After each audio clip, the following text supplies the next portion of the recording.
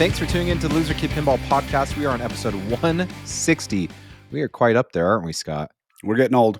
You know, it's funny because I kept like screwing up the intro. Kept saying, what was it, episode 159? Like, even though we're like on 159 was pretty important because we did the Lyman episode, right? Like, we did the Lyman episode, yeah. And that was amazing. But before we get into that, you know, one of Lyman's recent games, Metallica, that's right behind you. I got to come to your house and play it. Yep. Where did you get that Metallica from? Well, I'll tell you what I got on top of the Metallica. If you look top, I finally got the Metallica topper, and I completed the package. I am going to get the shooter rod. I know it's silly, but I'm totally going to get it. And Zach and Nicole at Flipping Out Pinball, they'll definitely take care of you. Looking for that new game or used game, they'll definitely hook you up. And don't worry, I know they're on vacation this week. They sent out the notices saying, "Hey, we'll be out of the office for the week." Zach is crazy good though. Like he'll still check back. He'll still get you taken care of. You know, while we were at the Silverstein stuff, I was getting messages. A friend of ours, Matt Shablom, had referred a friend of his to us to help him buy through Flipping Out. And I did all that while we were playing pinball. Zach had it done. He's like, I've got a Mandalorian in stock.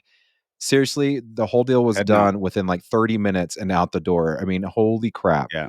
And actually, we were talking to Dan, who runs Keto's, our local bar. And he's the one who we asked him about, I saw Pulp Fiction was here. And he said, actually saw Zach posted one. He got it out here. So again, new, used, he can definitely help you out. And he has good prices. He really definitely does. It's been a minute since we recorded. We did the Lyman episode. That was fantastic. Then I went to California, so I was gone. You were gone. I can't tell you the outreach and outpouring from the Lyman episode. It was amazing. People love Penny. People love the Sharps. Amazing. Like, let me read one email to you just to give you an idea. This is from Christopher L. He said, "Hey, Josh and Scott, I wanted to reach out to you guys and say thank you for a great episode dedicated to Lyman. It was great. It was a great listen. It was nice to feel a little bit closer to the legend. Thanks to everyone's memories." He got back into pinball back in 2014, and he found the Walking Dead pinball machine, and he fell in love with it, right? That's what sucked him into pinball. You know, fast forward, he got bit by the silver ball bug. He now has 8 in his basement. He's like, John Borg did a good job with the layout, but really what makes this game is Lyman's code. Yeah. It truly made me fall in love with pinball. I also own a Monster Bash Remake LE, which one of Lyman's earliest games and still is my grail. And that I cherish owning. His voice is forever immortalized through Lyman's Lament, which we didn't bring up on the last episode, but I love Lyman's Lament. That's such a memorable moment in that pinball machine, you know? And that extra special, if you get the extra special, Lyman talks to you all on that one. Unfortunately, I never got the chance to meet Lyman. I would love to talk to him just 5-10 minutes about pinball. Truthfully, the reason I wanted to meet him would have been to thank him. And there was a lot of that too. There was a lot of people saying, I just wish I could have thanked Lyman. And through this episode, we felt like we got to be a little closer to Lyman and thank him. Wrapping this up, Christopher L. says, "Thank you for your hard work, your dedication to our hobby, both on and off the clock, Lyman, for going back to games on your own time because you knew there was something missing, something that could have been better or be even more fun than it already was. Just to say, Lyman, thank you for being such an influence to myself, to many others to learn pinball, to appreciate its depth and the love of the game. I don't know if you can pass this along to Penny," which we are right now. Yeah. And as I would love for her to know that story, I'm sure is one of thousands here. But that was my story. And without Lyman's genius, who knows if I would have ever been entrenched in the love with the hobby that I am today. And thank you, Loser Kids, for all your hard work and dedication to the hobby as well. Love listening to you guys. Keep up the good work. Chris L. with Wombat Pinball. So, Chris, thanks for sending that in to us, man. That was I sent that over to Scott while he's in California. He's like, dude, that's amazing. So yeah, it's fun. We definitely wanted to keep the episode upbeat. We all know the tragic end. And so things to think about is our lives are interconnected with other people, regardless of how we feel about it.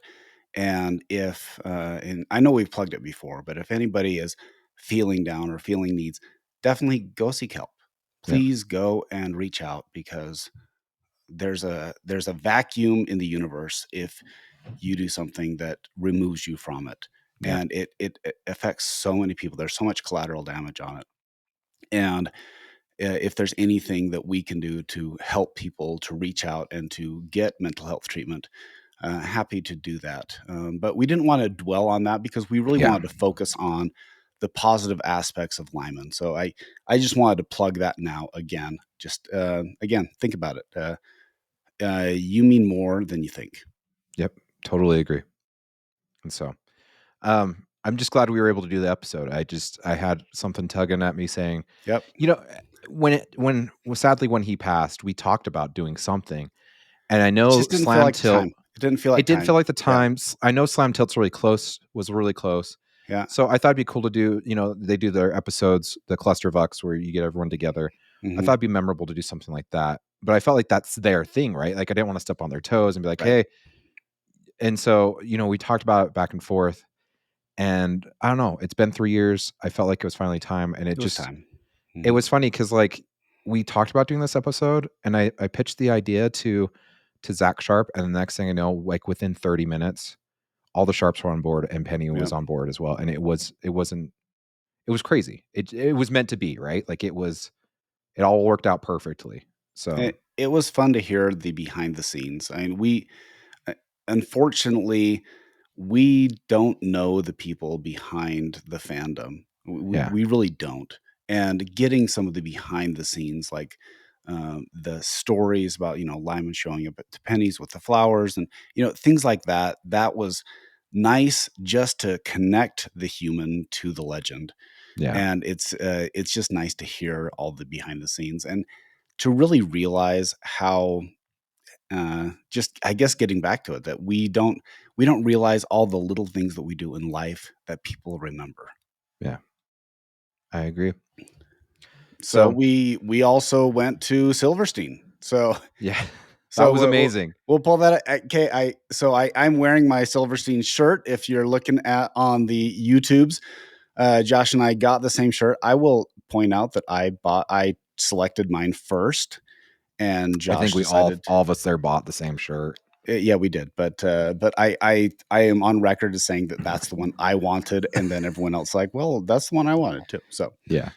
I would say the best part about it is, by the way, Shane is a great guy, awesome guy. They just finished their tour in Toronto, and he was snowed in. Montreal. Oh, was it Montreal? It was Okay. Montreal. Oh, I know. Oh, I know. It was back in Canada. Uh, but they were snowed in. He was having a hard time getting back to Vegas, which was funny because I was driving through Vegas at that time.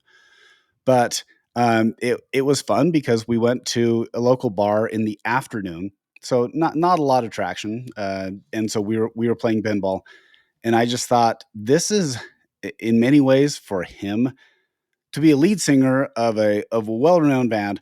There was at least what 3 to 4 thousand people at the show. I know it Yeah, was a big show, there was a and, good size yeah, and show. they were the headliner.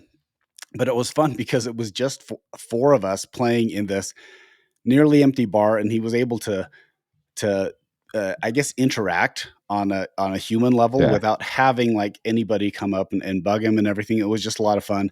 And then at the end, he's like, "Well, I should probably get back to the show." And we're like, "Oh, we could give you." He's like, "No, I'll just take one of these like scooters, those ones that you scan your phone on." Yeah. And I thought that actually probably is a nice grounding for him to be able to say, "Hey, I can get up on stage and people know me and people will wear my shirts and all that kind of stuff, but I still have a personal life that is still private. Like it's intimate, I guess. It's not Yep. bugged by. I would say in many ways, fans. You reach a level of fame at some point that fans Yeah. can be oppressive, Yeah. and it was just nice to see him behind the scenes is that he was just chill, just had a good time, and he was talking about his Metallica. He got his through the Metallica website, which I thought was hilarious. Yeah. And Yeah. what made me chuckle is we were kind of razzing each other too. It was funny because we were like picking different games to play, Mhm, and I can't remember who picked Deadpool, but Shane's mhm. like, "Oh, I'm not." He's like, "I'm not a fan of Deadpool. Like, it's all right. Like, I'll play it, but like, Yeah. it's not my go-to."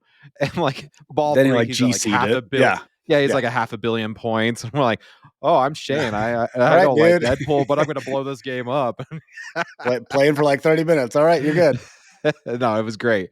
It was great. No, and if you haven't checked out him and Ian Jacoby of Nudge Magazine have started up a new podcast called Nudgecast. If you haven't checked it out, they've done 5 episodes so far. It's been really, really good. It's cool because it's kind of showing a different side of the hobby with some of the people highlighting some of just behind the scenes characters that we don't see very much. They did have Chris K on their last episode. I don't know if you've ever heard of him. Uh, but one thing that stuck out to me was is they were talking about Back to the Future pinball. You know, that's the Mhm. rumored Yep. from Dutch Pinball, and they were saying that Stern originally had the license, but because of Chris was saying because of marketing that Stern had done, they were told to drop the license because uh, younger age kids weren't relating to the story. And I cannot talk to the marketing part of that, but I can tell you from inside, they Yeah. dropped the license because there was too many license restrictions. Right. It didn't actually have anything to do with that. And it was funny because when this originally broke last year, we kind of talked about Yeah. this last Yeah, year. it, like, went to Dutch or, like, they got the license or yeah, So yeah, as soon as Stern dropped it, Dutch picked it up. yeah, And what Dutch has found out is the same licensing restrictions are there. We Franchi had mentioned this publicly on a podcast on a flipping out with friends with right. Joel. If you're not subscribed to Flipping Out Pinball, go check them out. They've got some great live streams, whatnot. Yeah. But they And you can listen to he Joel on the Triple Drain Pinball podcast, so Christopher Franchi actually had announced on that podcast in the comments that Dutch had secured the license to the DeLorean for the game, but that was it. Because the rumor was is you couldn't get Marty, you couldn't get yeah. Doc, and you couldn't get the DeLorean. That's when Stern owned it. So Dutch has got the Yay, DeLorean. they got DeLorean. Okay. Hey. Here's the question though, and we've talked about extensive licensing questions, right, Yeah, on the shows before. Now, there are there are things that are vital to a license, yeah, and there are things that are vital, and there are if you want to use the band analogy, there's usually like one or two people who drive a band, and there are some parts that you can like swap out. yeah, A keyboard player, and I'm not downplaying any of that, but there's usually one driving force. Imagine if you had a U2 pinball machine, but you couldn't get Bono or The Edge. yeah. Why would you do it then? Why would you do it, right? Yeah, And and you could argue, and we've talked about this before, Led Zeppelin is known for one major song. Obviously, they are a legendary band, and so they are able to do a pinball machine without the one song. yeah, But it does it is a head scratcher to say, "Wait, you're doing Led Zeppelin and you can't get Stairway to Heaven," or it wasn't in the I don't know whatever limitation there was, yeah, but it would be like doing Rush without Tom Sawyer. yeah, Like it's the one song that everybody knows they play, yeah, and it's the same thing. Like, hey, you can do a okay. Let's throw out. Oh, what's the sorry then? Keanu Reeves. Okay, you can do the Matrix. You just can't have yeah, Keanu. yeah. Like, then why would you do it? Well, it's like, well, let's be honest. Stern has had some interesting license choices of these Right? last 2-3 years. John Wick without guns. How much did they throw a fit that there wasn't guns in the artwork versus it was in the game in Yeah. the but overall there wasn't guns in the artwork, Oh, and how much of an outrage did that cause? okay, but I'll counter with that one. Okay. I can understand at least them saying, okay, it's not like we're doing John Wick without guns. Yeah. We are doing John Wick without guns in the artwork.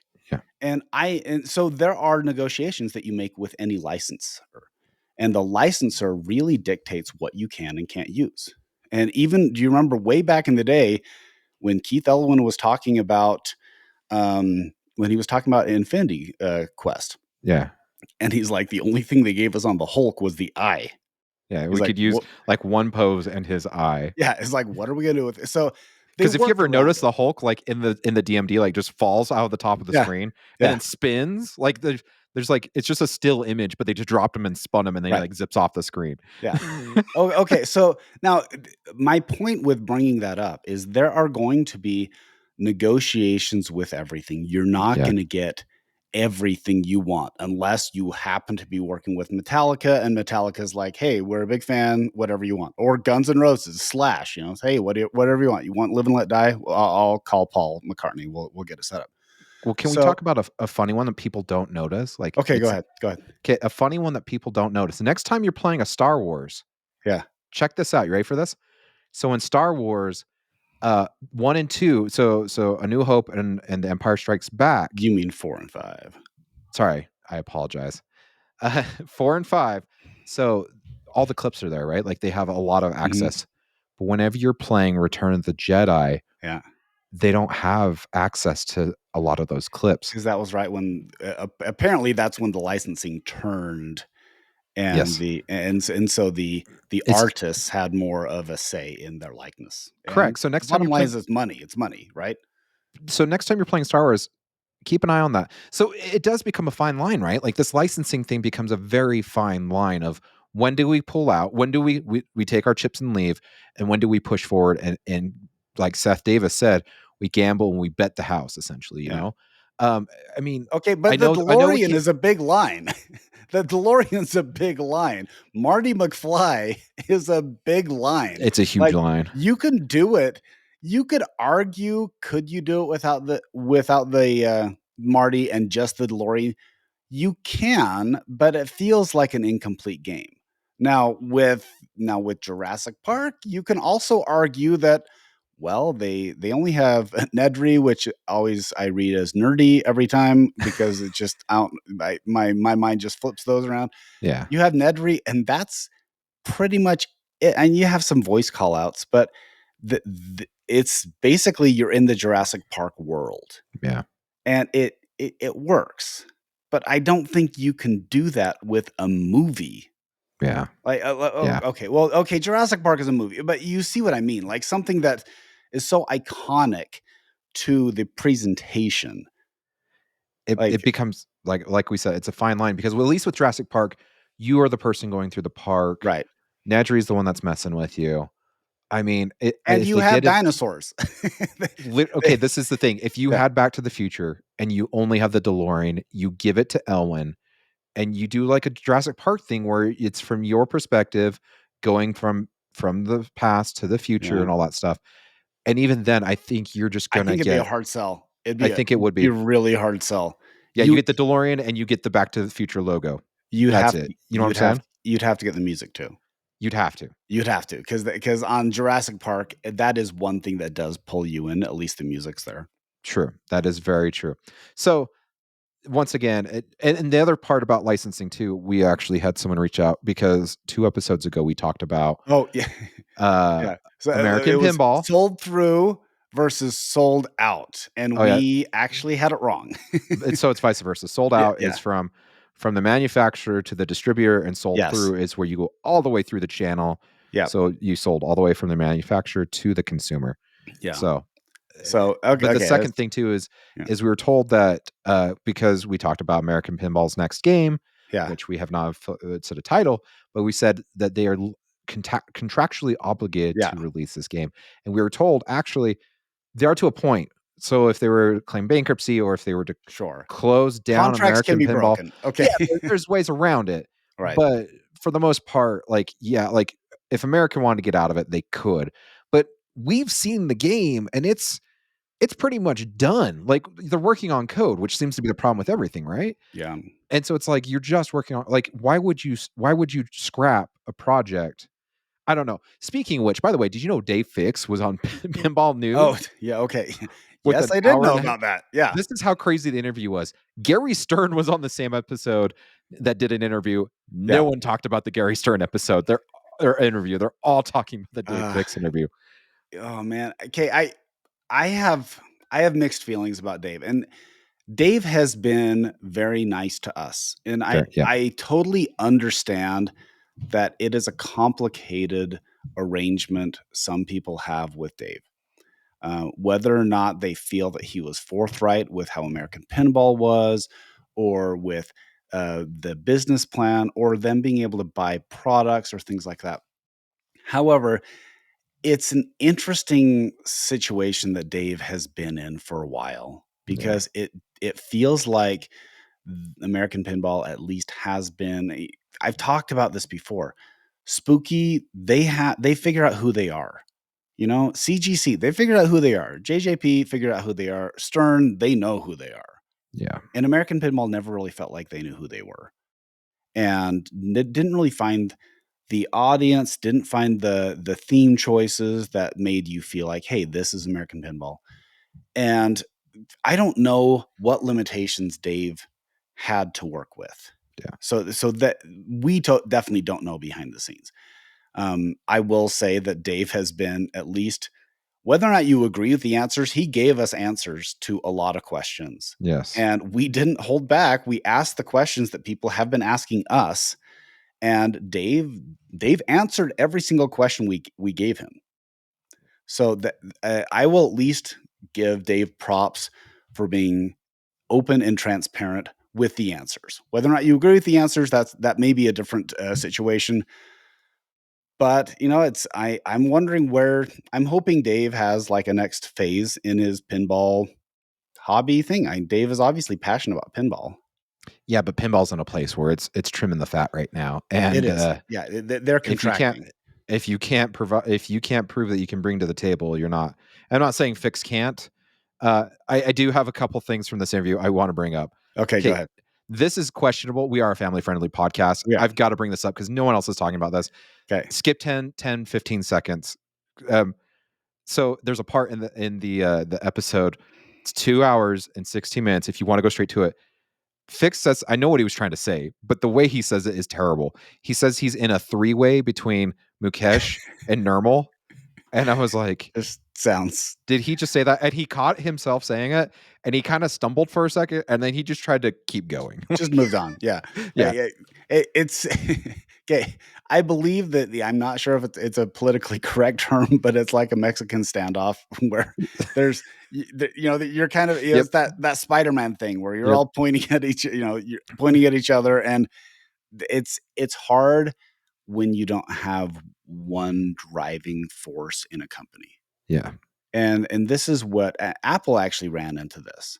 Apple ran into this where Steve Jobs was forced to leave Apple, and Apple really stumbled without Steve Jobs. Now, Steve Jobs is not a nice guy, by the way. He was never a nice guy.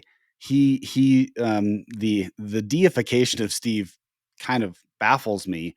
However, he was determined and he had a single-minded focus on what he wanted to bring to the market. And he literally changed the world with the iPhone. Yep. Everybody has some sort of computer device, which if you looked at my childhood and you watched Star Trek and you had them with, oh, I don't even know what they're called. The little phaser things that they have all of them, Yeah. that they were basically like smartphones. And and so that's interesting. It never felt like American Pinball had the traction to have that single-minded focus to get something done. Yeah. So a couple other things that Fix brought up. He said that he has a non-compete clause that's 90 days. Does that stay still in effect if you get let go? I guess it depends on the contract. I It would be depends on the curious on that. contract Yeah. because if your contract is not, so there are contractual differences between a contract that is not renewed and a contract that is terminated. Yeah. So a lot of these executive level things, they have contracts. And actually, even my company, that we are a collective anesthesia group, and we have a contract with the hospital that lasts 3 years. Yeah. And when it lapses, then you could either say, we will continue till a contract's done, or you could say, no, the contract's terminated and you no longer have our services. Yeah. So it depends on how the contract is worded. Now, 90-day non-compete seems pretty short, really. It does for the most part, but I just assume if you're getting terminated, that like your non-compete doesn't really exist. But You're actually, essentially terminating the contract. right. Yeah. But So it could be there could be like a tail that he is compensated for that if he's not being renewed. yeah, Um, so I'm sure there are contractual teeth if there is a non compete. Now non competes in themselves though can be kind of dubious, yeah, as in you can't obviously take property that you developed when you were at a company and then take those ideas and those things that you developed under their umbrella and then immediately open another company. yeah, sure. That's pretty much there was a big lawsuit with Bratz. You remember Bratz, like Yeah, the Brat dolls. the big eyed dolls, Yeah. because the person who started that actually worked for Mattel and Barbie. Oh, And there was definitely I think it was actually resolved, but I think money did exchange hands. So I wish. things like that can happen. Now, if he started and is developing something completely different, it'd be pretty hard to argue that because you can't prevent someone from getting a job. If I get terminated as an anesthesiologist, they can't say, "Oh, by the way, we are terminating you. We are not paying you, and you can't work for 3 months." I don't see how that would work. Yeah. So the other thing that I don't know, there was a lot of things because he talked about like pretty much everyone that had worked on the next project had been Hmm. fired, and so it was like he'd liken it to like Well, you fired. have Okay, I would say let laid go, off, maybe. Yeah, let out, it's whatever. yeah. It pretty much like you've eliminated all the cooking staff in the kitchen, but Hmm. you still have the ingredients. And I agree to this point. Like you and I know that like when a new game comes out from either Jersey Jack or it comes out from Yeah. Stern, those designers 9 times out of 10 are on the line with those workers to tell them Yep. what's going how to make these. Because here's the thing. We see the people that are passionate about the game, right? We see the designers, we see Hmm. the coders, we see the artists, we see the people that are in love with these games. I've met the people on the line.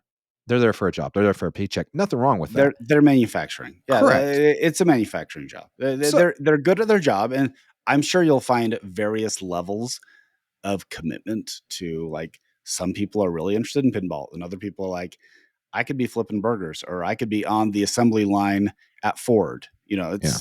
It's just another job, and I totally get that. So for me, it concerns me if your next project you're releasing it, the designer's not there, the people that worked on it aren't there Hmm. producing this game. Let's be honest. We did the fix interview, and it shocked me how many people openly said, I tried. I have bought American product. I've got it in my home. It is broken. They have promised if I call, they will answer. I can't get a response to my email. I can't get a response to my phone. And it's like, Hmm. so it's like, well, American, prove yourself. This is a black eye in my opinion, because it's like if you can't even do it, Yeah. you had the whole kitchen staff there. No one that's in a manufacturing position that we just talked about is going to give a crap on the line, and then you start producing these games and they fall apart in people's homes, and then you've got two people that are over Aimtron who care more about arcade stuff because that's what they know, and circuit boards, which that's Hmm. fine, there's nothing wrong with that. And then you have a gentleman that just started, Ron, which Ron, you said you'd answer my calls if I called, dude. Like, I've called you several times and left voicemails. You told me you listen to podcasts. This is how you're going to hear me now. Like, if you can't answer my calls, I'm not being mean or anything about it, but I had questions about the fix interview because it's like, Hmm. but if you don't want to answer them, we can speculate and project here. Here's the thing: Ron's not answering phones. He's been there since February. He's a salesman. He's not a gentleman that's worked in the pinball industry. He came from Polycade, which is an arcade. My faith in this company, I'm excited. I am super excited about the next project. But really, honestly, looking at where they're standing right now, I don't have any faith. And that's about where everyone else is at this point, too. You've got no one that has been in pinball working there. You Yep. got a bunch of people manufacturing.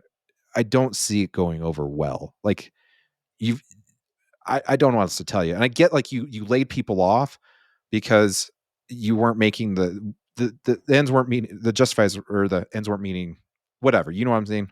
You know what I'm saying, Scott? This is American Pinball 4.0. Okay. Yeah. So this is the fourth version of a company that's called American Pinball. Yeah. Okay. How many companies have survived multiple reboots to turn out to be a successful company? Yeah. I can understand. Usually there's some stumbling, but there's usually like a core group that continues to fail and to work and to work out the bugs, and then they eventually succeed. My optimism for American Pitball is super low because I just don't see it. I don't see it. They've been lost for a while, and if you just looking at the revenue stream, if you are not making money by selling your product, then you are losing money for your parent company, and apparently, eventually, your parent company is going to be tired of it, Yeah. and to say, "What are we doing here? How long has American Pinball been around?" Like 7 years now, I wanna Something say. like that. And, they started with Houdini, with Papaduke, and that was a train wreck. Then they got Balser, and that ran its course. And then they moved on with Fix, and now we are doing whatever version of this. I am definitely in the sit back and show me. Like, you need to show me a product. You need to show me something for me to have any faith in your company. Yeah. Because right now I don't. And I don't see anybody really wanting to buy the next game, even though it looks interesting. I'll say it looks like a step up from what they've been making. We did talk to someone that's had hands-on with it that develops pinball machines, I'll put it Yeah, that way, and lots they of had experience with it. lots Yeah, of experience, and they had questions of, like, "What makes this game fun?" right. And the American couldn't answer that question. And so it concerns me. You've got a decent layout, you got a good layout. Hmm. I would say we've talked about this before. I think it's on par with a Stern Pro, Yeah, Stern Pro, I'd say. not a Venom or a Wick. And I'm not saying those are terrible layouts. I'm just saying I think this game has potential to be if it was made at Stern, it'd be a mid-tier game. Yeah, And okay, but that's I, not I would bad. I would argue Wick is a mid tier game. Like Okay. it's fun. Like the layout's fine. The layout is good. It's a little challenging, but you can definitely tell that this has is going to be a long player. You can do things, and I'm hoping when the code finally catches up to Elliot's layout, then it'll be a great game. But Speaking of until which, it gets to that point, we haven't heard a word from what's going on with Wick or Tim Sexton and all that it's jazz. It yeah, I concerns don't know. me. I wish there were more things because I my buddy down the street has an LE, and I play it regularly when I go over to his house. Yeah, Actually, that's one of the games I play regularly at his house yeah, because it's a beautiful game. It really is, and I'm hoping that they're able to bring it to the finish line, but it really has been kind of radio silence for a while on that. yeah. All right. So I've been tangential. Let me just wrap up the one. Okay, go ahead. There's a couple more things. There's just one more thing I want to pull up, and it, here's the problem. When we had Fix on, we had a lot of people. They loved the last interview because they felt it was very candid. It was almost too candid, right? Like Mhm. there was things they're like, "Ooh, Fix, should you be Share saying that?" shared a lot. I'll put it that way, but But the it's fine. but It the was problem good. with our previous interviews is they felt like Fix is very much a salesman, and there was there was a lot of talk without substance, essentially, Right. right? Mhm. So here's a statement that makes me think of this. Fix said he was so passionate about American that he hasn't taken a check since December 13th. When I messaged you this, it was on February 6th. I did the math. If he hadn't taken a check, if he'd been let go Mhm. in December, shortly after our interview, Mhm. it'd been pretty much 60 days from his 90-day non compete, which meant he got fired around December 13th. So, Again, the difference between fired and let go, like not renewed contract. I'm but just pointing out that that does matter. It does matter. okay, if he got let go on December Okay. 13th and he was so passionate about American, he wasn't taking a check from Yeah. American since the 13th. So he's not claiming unemployment? Or was there a severance check that they tried to give him that he just wasn't taking? I don't know. There are when you finish employment, there are always going to be terms. And I know people who have decided that they it didn't end the way they wanted to with the company, and the company said, "We want to pay you X amount, and there are always going to be conditions." And there Yeah. are people who look at that and say, "I do not like those conditions, and therefore I will not take the money, and so I'm not going to sign that severance package. Yeah. If that's that situation, we are 100% speculating here, by the way. But if he'd taken the severance package or didn't take it, that means he wouldn't have to do the non-compete. There's just not a lot of Yeah. things passing the smell test with this interview. I do apologize. Like I said, Fix, I I think it's enjoy having you. nuance. I think it's nuance. It's I'll take the contrarian view. I will Okay. say that it's always complicated. It's always going to be a little more nuanced than we want to make it. Yeah. I'm hoping there's more to it, but you don't know. You don't know. Yeah. All right. We've beat a dead horse with this one. Mm-hmm. Let's talk TWIPYs. I don't know if we're supposed to announce this, but hey, we got an email. Well, we're going to be watching, We'll be so watching because we're one of the finalists. we'll be involved. Now, the finalists could be the top 20, but Yeah, I they didn't say what finalist meant. Like, yeah, you made the top but 10. but I will say the TWIPYs is complex, right? Yes. And Yep. I feel that I probably had an influence on part of the meltdown of the last year's TWIPYs. That's why we did the episode that we did to like. Because I felt that there were lines that were crossed. Yes. And I felt that there's a big difference between entertainment and once you start crossing the line to personal information being shared Yeah. online, then that's a big line to cross. Yeah.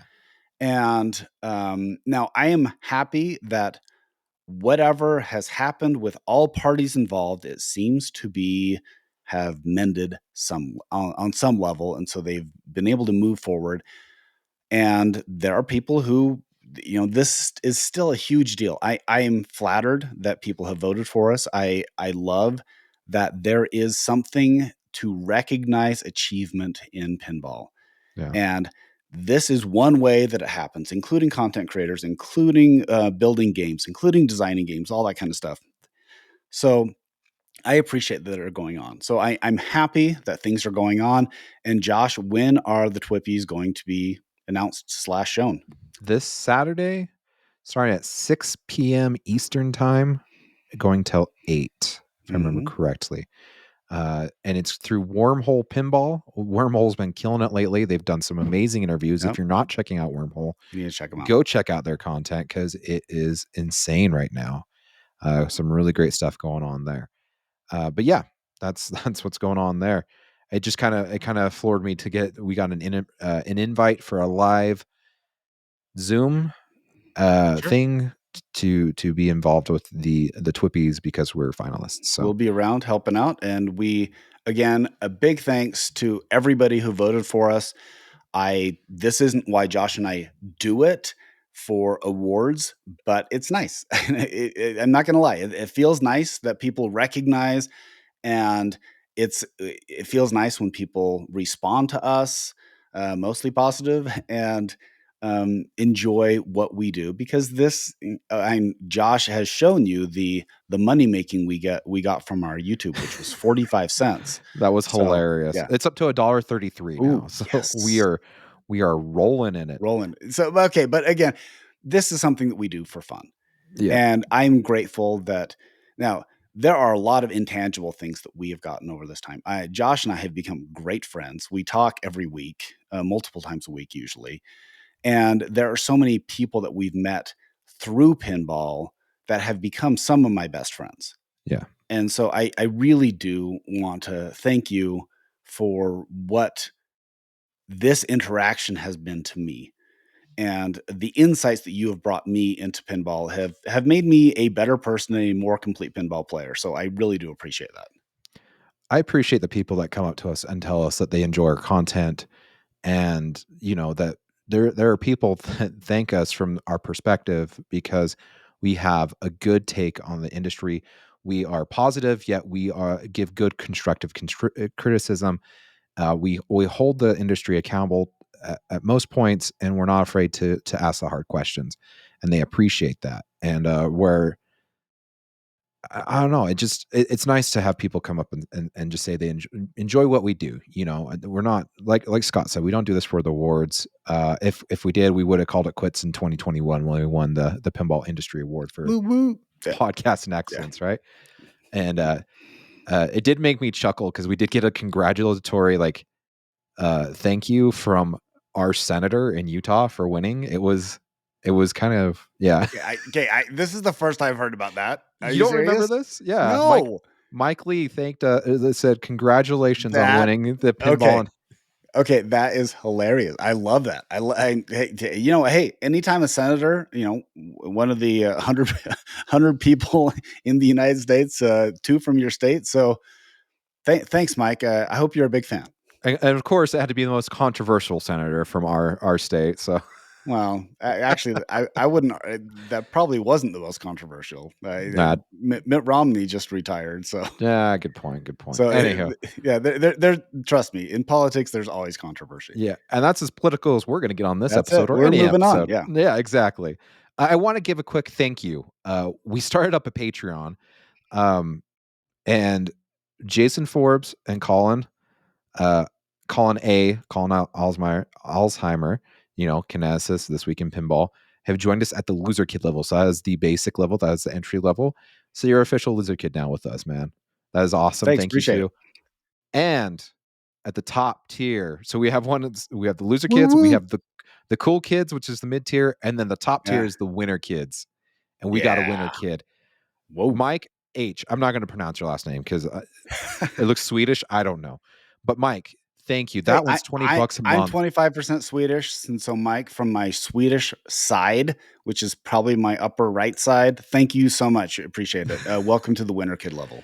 The reason they joined, so winner kids are going to have a chance at joining us at the media days. So these Yeah. ones that we keep being invited to, you know, if King Kong, I'm hoping it's Donkey Kong, but if King Kong is next from That Elwyn that'd be and we get true. the invite from Stern, you could join us. We did talk to Jersey Jack, and Jersey Jack said, no, we want to just focus on media. That's totally Well, fine. That's their okay. I will prerogative. say we respectfully reached out to both Yes. Zach Sharp and Ken Crummel, and they both have great products and different approaches. And Yes. so Ken respectfully said, "I think that we're going to focus probably on a more intimate group," and so it Exactly. wasn't Yes. going to fit with what they were doing. Thankfully, Stern said, "That sounds like a great idea. We'd love for you to bring them along." And so go ahead and tell them what the winner could level lets you do. So the winner kid level pretty much gets you an opportunity. We will probably do it Pinberg style for the winner kids of, you got to hit F5 to get in, but you will have an opportunity to join us. This Mhm. we will not pay for your Yeah, expenses. yeah, we I can't we want can't pay for it, but this is not an all inclusive resort thing. I want you to know this is an opportunity to join us. Like, and FYI, we are paying this is actually the reason why we started the Patreon is mainly to help us fund travel expenses and podcast expenses because we're still funding this. yes, exactly.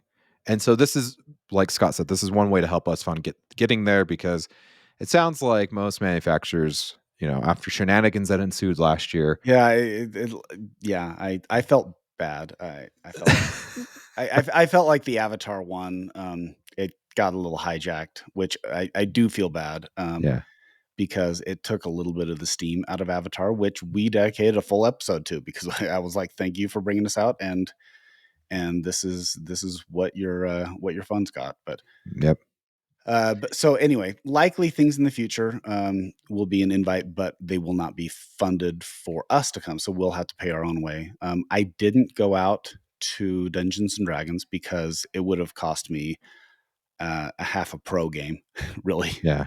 And so I couldn't justify the short time, but I do appreciate that Stern was able to work with us so we could interview Dwight and Brian, and Yep. that was a great compromise that I really do appreciate Stern for doing that. Definitely. But again, So, if you want to be a plus one when we go and check out a new game, that is open for the Patreon, and all the other funds will be used to fund all the other stuff that we use.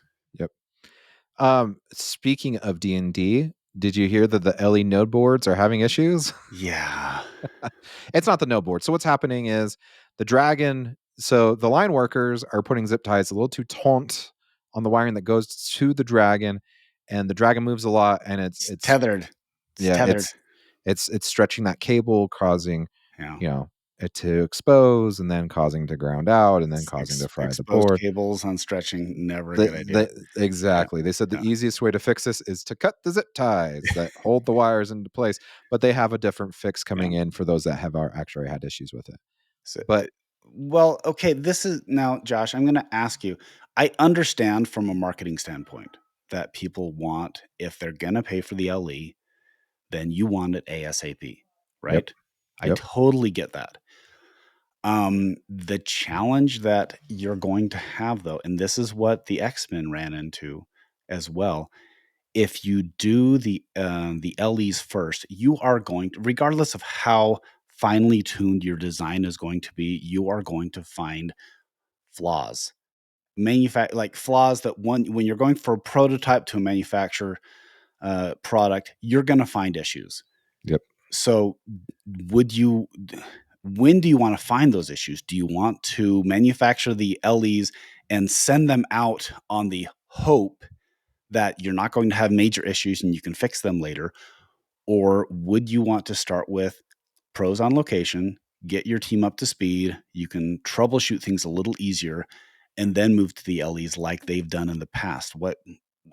Hey, there's no right answer on this. What are your thoughts, Josh? I still think the right answer is getting the LEs out. I know you're Okay. going to run into issues and stuff like that, but those are the people spending the most money. They're the ones that should have the product in their house first. I get wanting to get pros out on location and they can be kind of guinea pigs and stuff like that. Like I said, these LE buyers, the warranty comes with it. Let the distributor take care of the people that are getting the LEs. And I like I said, that's here's the thing. I'm assuming I don't get to see numbers for sales Right. from Stern. They're not that chummy with us, but They're chummy enough. they're chummy enough. Okay, but they don't release those to anybody, just FYI. Yeah. So, but we have had confirmations from different distributors. The best day for sales is usually the first week. Day one, yeah. Day one, for first week or two, depending on So how much you can stretch out the marketing, how right. much you can stay in front of people's eyes, right? And that creating that FOMO. So I think the more you can sell the LEs and get them all sold out, that's Mhm. we all joke about like, well, you shouldn't be doing Kickstarter and stuff like that.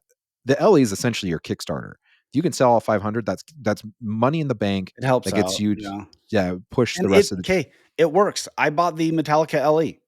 yeah, I bought it. I could have bought the premium for yeah, a cheaper price, but I like the bling that this one has, and the premium has exactly the same play.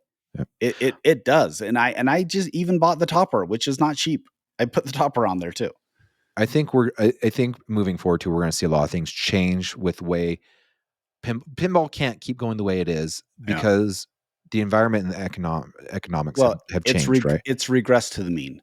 Yes. Like the fever pitch of COVID and people were stuck home and didn't spend any money on vacations. Yep. Well, now they're spending on money on vacations. I mean, I just took my kids to Disneyland for 3 days, Yep. and that ain't cheap. That's a pro level game right there. Well, and the other thing too is people are concerned because they feel like the market is crashing, which Uh, it's not. it's not. It went back. It went There's back a to what market it was. correction. Yeah, it's Yes. correcting. And the thing is, I think Stern, this is just me. This is Josh, who has very little. I have some business under my belt, whatnot. I think you need to go to back to two cornerstones a year. That's what they were doing during COVID. And your third, do your remake. Yeah. Because here's Well, the thing: Metallica proved that if a game has there's a been market. tried and true, There's a market. it's gonna sell out, Yep. and there's not gonna be any issues with it. So the remake is your like ace in the pocket, right? That's what boosts your sell. Mhm. If it's a slow year, it boosts your sales. I get doing the three quarter stones because like if one doesn't do so good, the next one's right around the corner to make up for the sales that didn't do the one before. Mhm. I still think you do the two cornerstones with the remake. You're essentially still doing three cornerstones at that point, but you're still making more money, especially if you go the remake route of you only doing premium LE. That's more cash in the bank than doing with the pros and whatnot. You don't have people judging back and forth like, what do I do? Go the pro? Do I go the premium? If the pro shows better, you lose more money from your consumer. Just that's my opinion. Do two cornerstones, a remake, and then if you want to do these anniversary ones, the anniversary premiums, not the LEs, the anniversary Mhm. premiums, and then that fills the gaps as well. I still think you're creating. I think it puts less stress on your teams, and like I said, if you're trying to thin the herd give more. Here's the thing with D&D, they needed more creative time, right? Like that's why Mhm. X-Men suffered, and it's not. I'm not gonna say sorry suffered. X-Men was half baked when it came out. Like it was not ready to be released, but because D&D needed more time, they pushed D&D back. Jack Danger volunteered, said, "Hey, I think X-Men's ready." It's good enough, yeah. It's good enough. And really, we played it 2 weeks ago. It is good. It is a I good game. I actually still want a pro. Yeah. Um, okay, you're wrong, and I'll tell you why. Okay, I'm gonna go back to the old Wayne Gretzky quote Okay. where he says, "You miss 100% of the shots you don't take." So, I do agree with you on that you need to do a remake. There are some great, themes that are ripe for a retheme, and you can definitely, or not a retheme, a resurrection, a remaster, Remastered. whatever Yeah. you want. I like the resurrection. Come on, who who in their right mind would not want a Lord of the Rings remastered? I agree. Who would not want a Simpsons Pinball Party remastered? Apparently Ghostbusters and Walking Dead's on the table too. That's the rumor right now. Ghostbusters. Okay, Ghostbusters up Walking next. Dead. Ugh, I cringe a little bit about the LCD on The Walking Dead because it will be vivid. You got to admit though, like literally the only thing on Walking Dead Yeah. that is Walking Dead is the AMC and Oh the yeah. title. Oh yeah. No, 100%. But okay, but that gets back to but zombies. They have zombies. But that gets back to So it's Back to good. the Future, as long as you got the DeLorean, you're good to go, man. And it's good enough, right?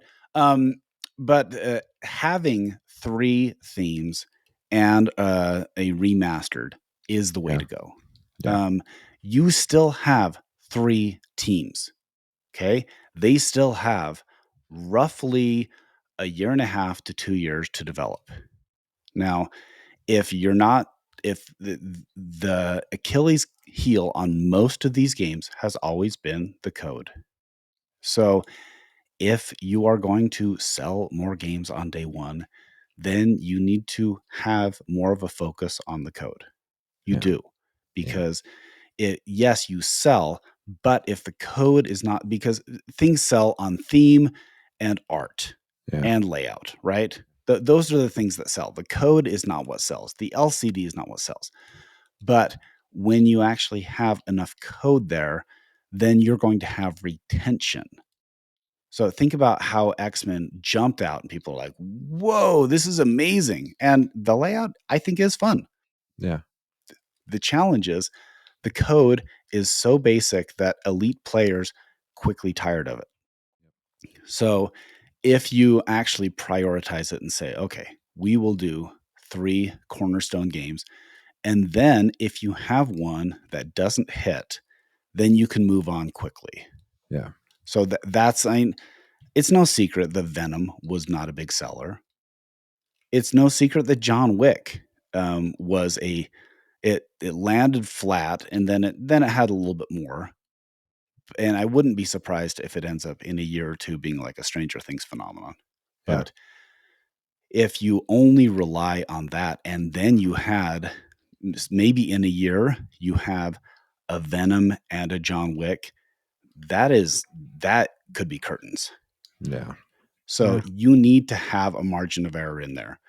So That would be the having remake. okay, but the remake is still I you're you may or may not get the same thing, same sales that Metallica did, but I don't think you will for everything. Metallica is a legendary game with a legendary rule set, and it's well beloved.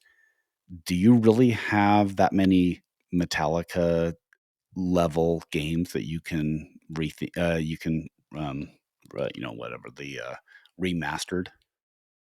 Eventually, you're going to run out of those. Yeah. Yeah, true. And there's also going to be licensing issues. Metallica didn't have licensing issues. Can you hear the vacuuming above me? No. Okay. Are you saying it sucks right now? No, no, not at Yeah. all. All right. I I I agree to disagree. Okay. I think the thing is there's not enough Okay. software coders there, and so I think they Hire need more more. time. Legit. If you're going to be high, if you need to have the games in a better code situation when they're released. The days of releasing a code at 0.42 are Yeah. over. Like, you need to especially when you have something like an Elwyn that consistently releases games that the code is far enough along that it is enjoyable and playable. Yeah. Alrighty. We've talked about them a couple times Okay, already, but Dutch. This Dutch. is Dutch is delayed.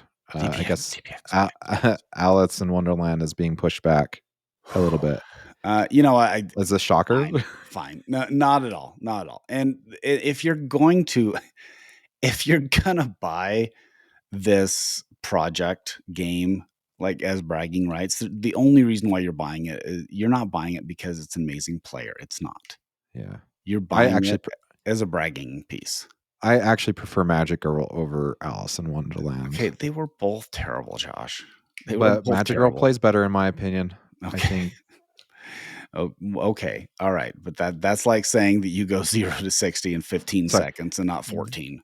The Magic Girl that actually works played Yes. better. Yeah. Sorry. The There are plenty of remastered, Magic Girls in this world. Most of them do not work. the resurrected one. Yeah. The resurrected one. Yep. Yeah, but come on. I mean, at this point, if anybody is buying a Dutch pinball product, then Yeah. you know what it is. Yeah. Sorry, if you're surprised at this level, then I don't know what to tell you. You obviously do not pay attention to any of the media, any of the history of them, Yeah. and they've been riding strong on one successful game with a very complicated manufacturing history. Yeah, true. So they take forever, and I mean, They're still building Lebowski's, which has been since I've Yeah. started podcasting. Which, by the way, we've been doing this for six years now. Yeah. Sorry, we finished our 6th year. We're starting on our We're 7th. starting our So, 7th. Yes. Yes. so I want to hurry. I've got that in our notes really quick. I just want to Go thank ahead. everyone who has been listening for this long. Yeah. Pretty nuts. I did the calculations. You ready for this, Scott? I'm ready. In the 6 years we have been doing this, we're at 900,000 listens. That That's is that's insane. that is impressive and legit. I'm just grateful that you find us entertaining enough to be the silent third chair in our podcast, and I do appreciate it. And for all of those who have taken the next step and have reached out and interacted with us, again, I appreciate it, and it makes us feel like what we're doing is worth it. Yep. Guess how many listens we had the first year we did this. You ready for this? Ooh, 50,000. No, not even Oh, close. okay. 18,000. Oh, We had a whopping okay. 18 All right. 18,000. Okay. Okay. So we've come a long way in 6 years. Yeah. So thank you for those that supported us. Okay. Are we over 1,000 subscribers on YouTube? Yes, we're now over 1,000 subscribers, which means we're a YouTube Woo! partner. Or like you said, Yeah. we've monetized. We've made a whopping Oh, is that what it is? $1.33. It's okay. All right. Oh, a Yeah, dollar dollar and 33. 33 See? cents. Yeah. So now Scott and I can both play split flipper on a Stern game On a Stern instead of game. an Yes. EM. Yes. Yeah. Exactly. So Bing, bing, bing. no, it's great. So yeah. Just you got anything else before we wrap this up? We do have that the silver ball swag. So check it out. Josh Yes. made a really cool 8-bit retro version of the logo, and it looks really good. Like Yeah. I am a Thank you. sucker for 8-bit because that is definitely the wheelhouse when I grew up from like 11 to 14. That was the NES, the it's Yep. that was my life back then. So it really takes me back to that sweet spot in my childhood. And so check out the shirt. It's a really great one. It's a really great one. It really is. And I need to get us some coming now too. That's the thing is I make these shirts and I'm like, dang it, I need to own another one. But my whole wardrobe is it lame that I have my own wardrobe of loser kid stuff? No, I don't know. hey, I'm wearing a loser kid hat and I'm wearing it all the time. I wear it all the time. True. Actually, I think it's fun. I need to partition my wardrobe though, because I have my pinball shirts, which are probably about 20 at this point. And so I can't keep them in my active closet collection. I need to put them in a special like box so I can pull them out if I'm wearing a pinball shirt. Yeah, It's awesome. I that is love it, and awesome. it makes me smile every time. Alrighty. Before we wrap this up, content. I got two content creators for the episode. Woo woo. First one is Minnesota Retro Gamer. Okay. Uh, he is doing streaming right now. It's called the Lunch Break Pinball. If you want to check it out, just go to YouTube. Lunch Break Pinball does live stream through your lunch break. So give you something to do while you're eating your pizza for Exactly. lunch or whatever. Yep. Really, really awesome dude. He wants to say he loves our show. He found out about our guys during the Seth Davis podcast that we put out recently. Thank you for all the hard work. We'll let you know that I stream pinball every day on both on YouTube and Twitch. So Good for you. hoping to add a That's Foo hard. Fighter soon to the mix. Huh? Yeah. That's hard. Like streaming pinball is hard because you're playing It and is. talking at the same time. And you have Yep. to be engaging enough for people to watch. 100%. And so that our second one is actually Pastimes Arcade. Do you know they're making content, Scott? I do now. So Tuesday mornings, apparently they play pinball. They stream live, and the loser has to buy everyone coffees. And so it's a fun little. I know it's only like a Tuesday morning, but it become your Tuesday morning routine. You know, it's fun. This is something that's very similar to last time we went on to Expo. We played dollar games, and it was the standard dollar game, and it was fun to win. But what took it to the next level is when we decided that the person who lost had to pose like the back glass and get their picture taken so they could be shamed forever. So this is it's hey, I love the loser buys coffee though, and that's pretty awesome. It's pretty awesome.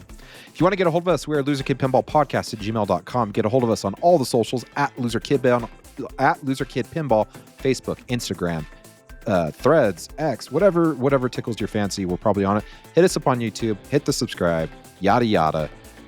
Scott, give us our last words. You know what? Go buy Metallica Topper. I know people were making fun of it, but it looks really good.